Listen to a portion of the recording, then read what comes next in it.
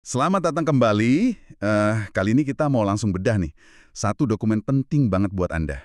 Terutama yang lagi siap-siap atau cuma pengen tahu soal seleksi sekolah kedinasan tahun ini. Sumbernya ini surat resmi dari Kepala BKN, tanggal 22 Juni 2025. Ini kayak peta jalan gitu ya, isinya jadwal lengkap seleksi mahasiswa, praja, taruna buat 7 instansi. Nah, misi kita sekarang, kita bongkar jadwal ini. Bukan cuma soal kapannya, tapi juga artinya apa sih buat persiapan Anda? Oke, Langsung aja ya. langsung ke intinya aja. Jadi lini masanya dimulai dari pengumuman seleksi, itu tanggal 28 Juni sampai 12 Juli 2025. Tapi yang paling penting dicatat nih, periode pendaftaran. 29 Juni sampai 18 Juli 2025. Singkat ya, cuma sekitar 3 minggu. Gimana kesan pertamanya lihat jadwal pembukaan ini? Iya, singkat banget. Kesan pertamanya sih, ini kayaknya mau efisien waktu banget ya. Rentang pendaftaran yang pendek ini kayak ngasih sinyal gitu, BKN sama instansi maunya prosesnya cepat dari awal. Artinya juga Anda nggak punya banyak waktu buat, ragu-ragu atau nunda-nunda siapin syarat awal pas pendaftaran dibuka. Betul, nggak ada waktu buat leha-leha. Nah, setelah pendaftaran ditutup 18 Juli, langsung jalan ke seleksi administrasi. Hasilnya diumumin antara 22 sampai 24 Juli. Nah, di sini nih, tahap krusial pertama muncul. SKD, Seleksi Kompetensi Dasar. Gimana detailnya? SKD ini penting banget, jadi filter utama lah. Pelaksanaannya dijadwalin lumayan panjang sih, 11-26 Agustus 2025. Pakai sistem CAT BKN yang udah pada kenal lah ya. Yang menarik, jeda waktunya itu loh, antara pengumuman hasil administrasi, akhir Juli kan ya, sama mulainya SKD pertengahan Agustus. Cuma sekitar 2-3 minggu aja. Wah, cuma 2-3 minggu. Pendek banget ya waktunya buat persiapan intensif. Apalagi kalau baru mulai setelah tahu lolos administrasi. Ini kayaknya nekenin banget pentingnya persiapan dari jauh-jauh hari ya. Tepat sekali. Jendela waktu sempit ini secara nggak langsung ngasih tahu kita strategi ideal ya mulai sebelum tahu hasil administrasi. Yang udah siap dari awal, wah itu punya keunggulan banget. Kalau nunggu pasti lolos administrasi baru ngebut belajar SKD, itu riskan banget. Mengingat persaingannya kan biasanya ketat ya. Pengumuman hasil SKD-nya sendiri nanti akhir Agustus, 27 sampai 31 Agustus. Oke, selain SKD, ada lagi nih aspek administrasi yang nggak kalah penting. Pembayaran. Di dokumen ini disebutin ada pembayaran kode billing PNBP, penerimaan negara bukan pajak.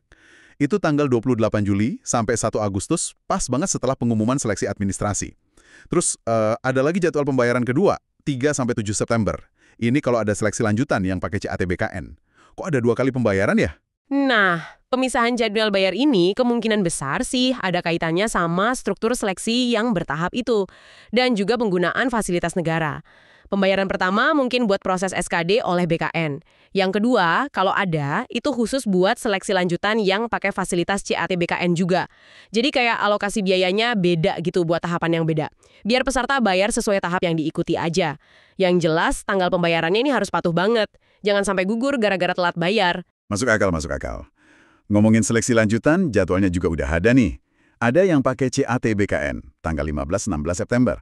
Tapi ada juga seleksi lanjutan yang non-CAT BKN.